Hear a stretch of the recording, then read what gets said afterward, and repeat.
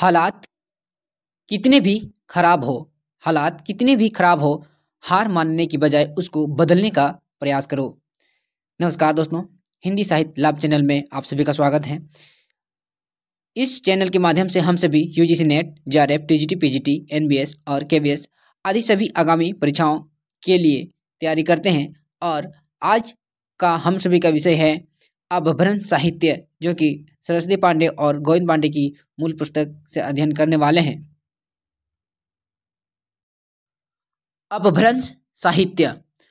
अपभ्रंश का मतलब होता है बिगड़ा हुआ। अपभ्रंश साहित्य को किसने क्या और किस कवि को माना है, आज हम सभी यहाँ पढ़ने वाले हैं। डॉक्टर राम कुमार वर्मा ने अपभ्रंश के प्रथम कवि स्वयंभू को माने हैं। किसको? राम कुमार वर्मा को हिंदी का प्रथम कवि माना है।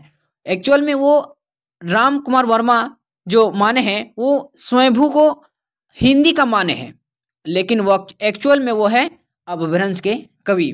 तो यहाँ पर हम सभी ध्यान रखेंगे कि स्वयंभू को राम कुमार वर्मा ने हिंदी का प्रथम कवि माना है। इसका समय रहता है स्वयंभू 8वीं शताब्दी यानी कि 783 ईस्वी के आसपास विद्यमान थे। स्वयंभू को ही जैन परंपरा का भी प्रथम कवि माना जाता है। जैन परंपरा का स्वयंभू के 3 ग्रंथ पाए जाते हैं। कौन कौन से? पयमचर्यों, ऋठरणचर्यों तथा स्वयंभू छंद। इसको हम एक ट्रिक के माध्यम से याद कर सकते हैं। परिसमय मतलब इसकी रचना का प्रथम अक्षर लेने से परिसमय बन जाता है। प से पयमचर्यों, रि से ऋठरणचर्यों तथा स्वयं से स्वयंभू छंद, जो कि हम सभी को लंबे समय तक याद रख सकता है। इससे आगे है स्वयंभू को अपभ्रंश भाषा का वाल्मीकि व्यास कहा जाता है। स्वयंभू ने अपनी भाषा को देशी भाषा कहा। कौन सी भाषा कहा? देशी भाषा। किसने कहा? स्वयंभू ने अपनी भाषा को क्या कहा? देशी भाषा कहा। स्वयंभू के पयमचर्यों को उसके पुत्र त्रिभुवन ने पूरा किया। किसने? त्रिभुवन ने पूरा किया। त्रिभुवन स्वयंभू के पुत्र थे। त्रिभुवन उनकी रचना पूरा किया। पयमचर्यों में राम का चरित्र विस्तार का वर्णन है। उसका विषय वस्तु क्या है?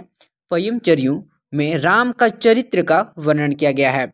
शिव सिंह सेंगर ने अपने ग्रंथ शिव सिंह सरोज में किसी पुरानी अनुश्रुति के आधार पर 7वीं शताब्दी के पुष्य या पुण्य कवि को हिंदी का प्रथम कवि माने हैं। यहाँ एक और इम्पोर्टेंट बात निकल के आती है कि शिव सिंह सेंगर ने किसको माना है? पुष्य या पुण्य कवि को माने हैं, जिसका समय सीमा यहाँ पर जो देखने को मिलता है वो 8वीं अनुसूची की या फिर 7वीं शताब्दी के आसपास देखने को मिलता है। आगे है आचार्य हजारी प्रसाद द्विवेदी के अनुसार यह पुष्य संभवतः अपभ्रंश का कवि पुष्पदंत है, जिसके आविर्भाव 9वीं शती में हुआ है। ये तीसरा बिंदु हम सभी के लिए इंपॉर्टेंट है कि हजारी प्रसाद द्विवेदी ने किसको प्रथम कवि माने हैं? वो पुष्पदंत को माने हैं, जिसका समय 9वीं सदी में रहता है। सर्वमान्य धारणा है, मतलब सब आदमी द्वारा जो माने हैं वो है पुष्पदंत का आविर्भाव 972 10वीं शती में हुआ है। पुष्पदंत की परख रचनाएं हैं 63 महापुरुष गुणालंकार, रणकुमार चर्यों तथा जसहर चर्यों। ये स्वयंभू की जैसे ही यहाँ पर पुष्पदंत की 3 प्रमुख रचनाएं हैं, जो दोनों में बहुत ही कंफ्यूजिंग पैदा करता है। आगे है पुष्पदंत के 63 महापुरुष गुण अलंकार को ही महापुराण नाम से जाना जाता है, मतलब उसका दूसरा नाम है। महापुराण में 63 महापुरुषों का जीवन चरित्र वर्णित है। कितने? 63। पुष्पदंत ने अपने चरित्र काव्यों में चौपाई छंद का प्रयोग किया है। कौन सा छंद? चौपाई छंद में। कौन सा? पुष्पदंत ने अपने चरित्र काव्यों में। पुष्पदंत ने साहित्य की रचना विशुद्ध धार्मिक भाव से किया है। विशुद्ध धार्मिक भाव से। कौन सा भाव से? विशुद्ध। अपभ्रंश और अवहट में चौपाई मतलब चौपाई में 15 मात्राओं का छंद था पहले, अब तो 16 हो गया है। आगे है पुष्पदंत को हिंदी का भवभूति भी कहा जाता है। पुष्पदंत को भवभूति भी कहा जाता है। शिव सिंह सेंगर ने पुष्प कवि को भाका की जड़ कहा। क्या कहा? भाका की जड़। पुष्पदंत ने समय को अभिमान मेरु, काव्य रत्नाकर, कवि कुल तिलक आदि उपाधियों से विभूषित किया। हरिशरण ने अपनी धम्म परीक्षा में अपभ्रंश के 3 कवि माने। कितने? 3। कौन कौन? चतुर्मुख है, स्वयंभू है और पुष्पदंत ने। किसने माने? यहाँ पर हरिशरण ने माने हैं। स्वयंभू ने चतुर्मुख को पदड़िया बंद का प्रवर्तक माना तथा सर्वश्रेष्ठ कवि कहा। किस कवि को? चतुर्मुख को। पदरी 16 मात्रा का मात्रिक छंद होता है। कितनी? 16 मात्रा का। इस छंद के नाम पर इस पद्धति पर लिखे जाने वाले काव्यों को पदड़िया बंद कहा गया। क्या? पदड़िया बंद कहा गया। पुष्पदंत मान्यखेट के प्रतापी राजा, कर्ण के महामात्य, भीम के सभा कवि थे। कौन? सभा कवि थे। धनपाल वाक्यपतिराज मुंज के कवि सभा रत्न थे, जिन्हें मुंज ने सरस्वती की उपाधि दी थी। क्वेश्चन निश्चित रूप से यहाँ हर लाइन से बन रहा है और ये सबसे महत्वपूर्ण यहाँ क्वेश्चन जो बनता है, जो पिछले प्रीवियस ईयर में क्वेश्चन पूछा गया है कि मुंज को सरस्वती की उपाधि किसने दी थी। तो यहाँ पर जो आंसर होगा वो धनपाल द्वारा। अपभ्रंश के तीसरे प्रमुख कवि धनपाल 10वीं शती में भविष्यत कहाँ की रचना की। धनपाल की कौन सी रचना है? भविष्यत कहाँ। 12वीं शताब्दी में जिनदत्त सूरी द्वारा लिखित ग्रंथ उपदेश रसायन रास 1114 ईस्वी को जैन रास काव्य परंपरा का प्रथम कवि ग्रंथ माना है। किसने माना है? जिनदत्त सूरी ने उपदेश रसायन रास को। उपदेश रसायन रास अपभ्रंश भाषा का प्रथम रास काव्य है। ये बहुत उपयोगी चीज यहाँ पर हम सभी के लिए है। उपदेश रसायन रास क्या है? अपभ्रंश भाषा का प्रथम रास काव्य है। रास काव्य परंपरा का हिंदी में प्रवर्तन करने का श्रेय भरतेश्वर बाहुबली रास 1184 ईस्वी के रचयिता श्री शालिभद्र सूरी को है। किसको? श्री शालिभद्र सूरी को। उपदेश रसायन रास 80 पद्यों का नृत्य गीत रासलीला काव्य है। क्या है? 80 पद्यों का नृत्य गीत रासलीला काव्य है। अब्दुल रहमान द्वारा लिखित संदेश रासक पहला धर्मेतर रास ग्रंथ है। ये उपयोगी है। धर्म से इतर जो पहला ग्रंथ मिलता है वो है अब्दुल रहमान रचित लिखित संदेश रासक, जो बहुत उपयोगी है। देसी भाषा में किसी मुसलमान द्वारा लिखित प्रथम काव्य ग्रंथ संदेश रासक है। संदेश रासक एक खंड काव्य है। क्या है? एक खंड काव्य है जिसमें विक्रमपुर की एक वियोगिनी के विरह की कथा का वर्णन है। संदेश रासक है ना, इसका विषय वस्तु क्या है? वियोगिनी के विरह वर्णन का इसमें वर्णित है। विद्वानों ने इसका समय 12वीं सदी के उत्तरार्ध और 13वीं सदी का आरंभ माना है। इसका समय क्या है? 12वीं सदी का उत्तरार्ध मतलब बाद का, और 13वीं सदी की पूर्वार्ध मतलब शुरुआत का। मुनि राम सिंह जैन साहित्य में सर्वश्रेष्ठ रहस्यवादी कवि कहे जाते हैं। क्वेश्चन यहाँ पर बन सकता है कि जैन साहित्य में सर्वश्रेष्ठ रहस्यवादी कवि कौन है? तो होगा मुनि राम सिंह। डॉक्टर हीरालाल मुनि राम सिंह का आविर्भाव काल संवत 1057 के लगभग मानते हैं। कब? 1057। कौन मानते हैं? हीरालाल मुनि राम सिंह ने पाहुड़ दोहा की रचना की। ये क्वेश्चन पूछा गया है कि पाहुड़ दोहा किनकी रचना है, तो आंसर में होगा मुनि राम सिंह की। अपभ्रंश भाषा में दोहा काव्य का आरंभ 6वीं शताब्दी के कवि जयिंदु से माना जाता है। किससे? जयिंदु से माना जाता है। जयिंदु ने 2 पुस्तकें की रचना की, बहुत उपयोगी है, परमात्मा प्रकाश और योगसार। परमात्मा प्रकाश और योगसार। जॉर्ज ग्रियर्सन ने आदिकाल के अंतर्गत 9 कवियों को शामिल किया। कितने? 9 कवियों को शामिल किया। पुष्य कवि, खुमार सिंह, केदार, कुमारपाल, अनन्यदास, चंद्र, जगनिक, सारंगधर एवं जोधराज। मिश्र बंधुओं ने मिश्र बंधु विनोद के प्रथम संस्करण में, मतलब मिश्र बंधु विनोद उनकी रचना है, आरंभिक काल संवत 700 से 1440 विक्रम के अंतर्गत 19 कवियों को स्थान दिया है। अब 19 कवि इस प्रकार हम सभी देखने वाले हैं। पहला है पुष्य या पुंड कवि, इसका रचना अज्ञात है, इसका समय रहता है 770 विक्रम। अज्ञात कवि में आता है खुमार रासो 890 विक्रम संवत। नंद कवि का है रचना अज्ञात 1137 विक्रम में आता है। मसवूद रचना अज्ञात 1180 विक्रम में आता है। कुतुब अली में आता है रचना अज्ञात, जो उसमें 1180 में रहता है इसका भी। साइदान चारण इसका रहता है संवत्सार का 1191 विक्रम में।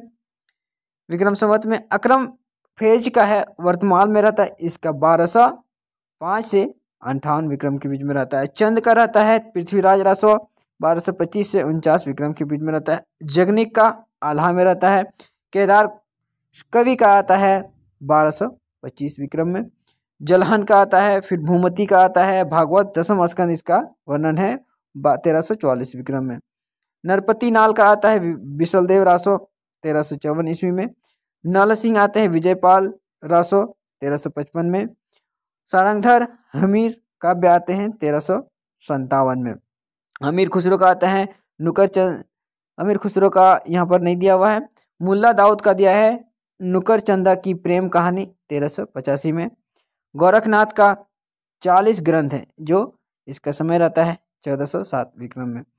मिश्र बंधुओं ने अपने मिश्र बंधु विनोद के अगले संस्करण में नाथपंथियों और सिद्धों को सम्मिलित किया। किसको? नाथपंथियों और सिद्धों को शामिल किया। सम्मिलित करते हुए इस काल में कवियों की संख्या 75 पहुंच गई। कितनी? 75।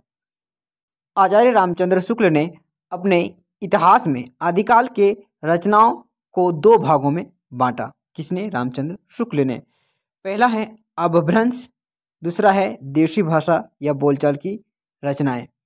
आचार्य रामचंद्र शुक्ल ने निम्नांकित 12 रचनाओं को ही साहित्य में स्थान दिया, बहुत उपयोगी है। पहला जो अपभ्रंश रचना है उसमें टोटल 4 रचना को शामिल किया, जैसे विजयपाल रासो, हमीर रासो, कीर्तिलता और कीर्तिपताका को। कितने? 4 रचना को शामिल किया अपभ्रंश की रचनाओं में। और ख नंबर में 8 रचनाओं को शामिल किया जो देशी भाषा काव्य के अंतर्गत आते हैं। वो है खुमान रासो, विशलदेव रासो, पृथ्वीराज रासो, जयमंगेश चंद्रिका, जयचंद्र प्रकाश, परमाल रासो। अल्हाकन का मूल रूप है खुसरो की पहेलियां और 8वां है विद्यापति की पदावली। आचार्य हजारी प्रसाद द्विवेदी ने अपने आदिकाल के अंतर्गत 9 कवियों को शामिल किया है। कितने? 9 कवियों को। हेमचंद्र गुजरात के सोलंकी राजा सिद्धराज जयसिंह और उनके भतीजे कुमारपाल के दरबारी कवि थे। क्वेश्चन पूछा जाता है कौन किसके दरबारी में रहते थे और मिलान के लिए एग्जाम में दिया जाता है। आचार्य के व्याकरण का नाम सिद्ध हेमचंद्र अनुशासन था। हेमचंद्र का व्याकरण सिद्ध हेमचंद्र नाम से प्रसिद्ध हुआ। सिद्ध हेम ने संस्कृत, प्राकृत और अपभ्रंश की तीनों का समावेश किया। कितने? 3 का समावेश किया। हेमचंद्र जैन आचार्य थे और इनका जन्म 1088 में हुआ। हेमचंद्र के अन्य पुस्तक का नाम निम्न है: कुमारपाल चरित्र, योग शास्त्र, प्राकृत व्याकरण, छंदोनुशासन और देशी नाम कोश। तो ये इनकी रचना बहुत इंपॉर्टेंट है। हेमचंद्र को प्राकृत का पाणिनि कहा जाता है। क्या कहा जाता है? प्राकृत का पाणिनि कहा जाता है। किसको? हेमचंद्र को।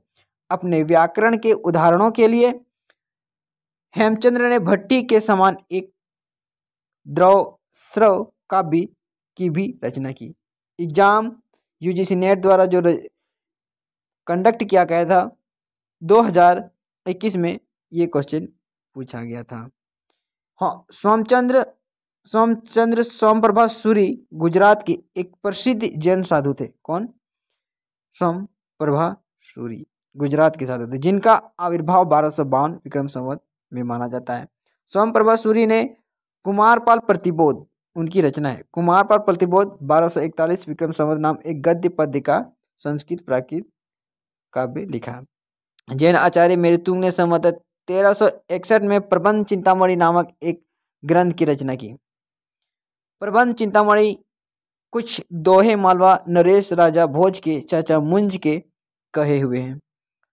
प्रबंध चिंतामणि में दुहा विद्या में विवाद करने वाले 2 चारणों की कथा आए हैं, इसलिए अपभ्रंश काव्य को दुहा विद्या भी कहा जाता है। तो अपभ्रंश काव्य को दूसरा नाम क्या है?